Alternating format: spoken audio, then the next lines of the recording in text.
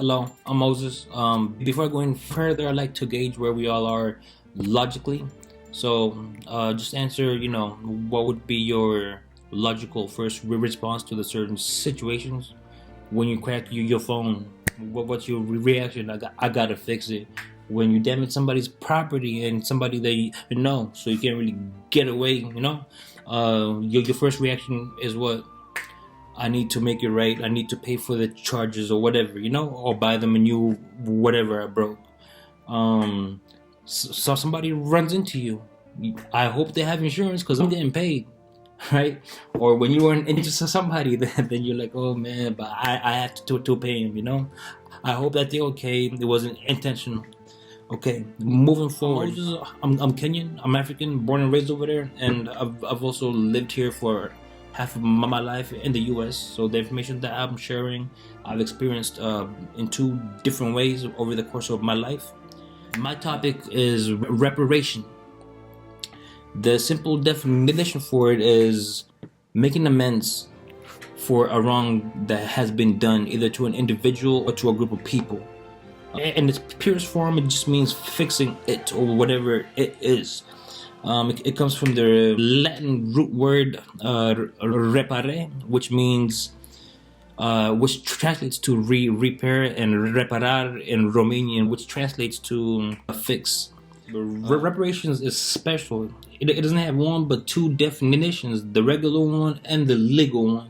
The legal one says reparations is the process and result of remedying the damage or harm caused to victims. In this case, I'm talking about anybody who's who has an African descent, any Afro Latino, any African American, anybody who is African at heart, one way or another.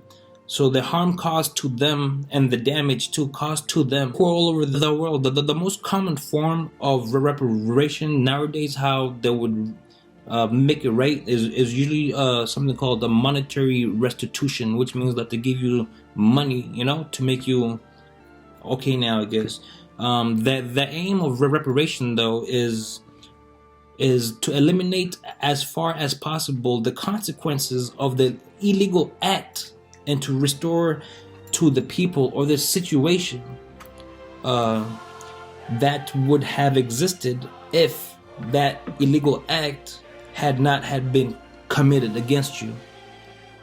So it's kind of like, it tries to go back in time to catch you up to where you would have been if you didn't fall in certain holes or if certain things didn't happen to you. That's what reparation, that's its goal or its function or its purpose, See, it's one thing if someone felt entitled to special treatment because of who they are or how they look, or especially when they didn't even do anything to deserve it. Not them, not who they came from, or who's gonna come from them. That's one thing. But it's a whole another thing when those people, when a person or a people don't even care about the special treatment. They're just trying to get what's theirs and be treated equal, and they actually do deserve all that and more. Those are two different things. I hope we can clear that up. So let's do some research based on what we just said and see if the Africans who are all over the world, mostly not by choice, actually deserve these reparations. Something got broken. Not just physically, something got broken, and it still goes on until today. That's something that most of you don't get. But let's see if they deserve or even have a right to, or even if reparations are owed to them, hands down. Let's see if they do. Let's do our own homework, I like to first point out that when most people, when they talk about reparation, they're only referring to the African American man. I think that it's deserving to both, to not only the ones in America, but especially the ones in Africa, because they're basically still in slavery over there, but y'all just don't know it. So, main fact, most cultural groups that have had anything negative happen to them, something illegal, like, bad, have already received reparations to amend the illegal acts that happened against them in the past. if we were to combine all those groups and all those bad things that happened to them all in one, it wouldn't even be half as bad as what has happened collectively or even separately for the Africans all over the world. Which is shocking, because why did they already get paid reparations, but us no? Let's go over the list.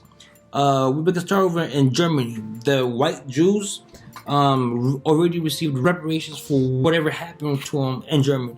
And here we go. The Native American Indians received monetary retribution, land, and tax write-offs or tax exempts as a form of reparation. The Japanese Americans who were put in concentration camps in World War II because of, they thought that they were inside men, they already received reparations too.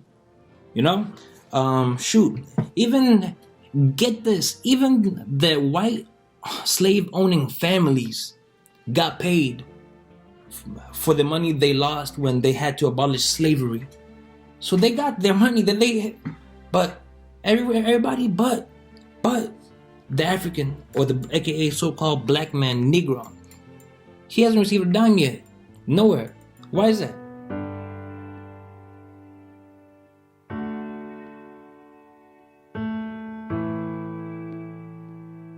Shinamni or you, na them, na we or who. No one wants to take the blame for what we've become. See the land God gave us, a gift to us.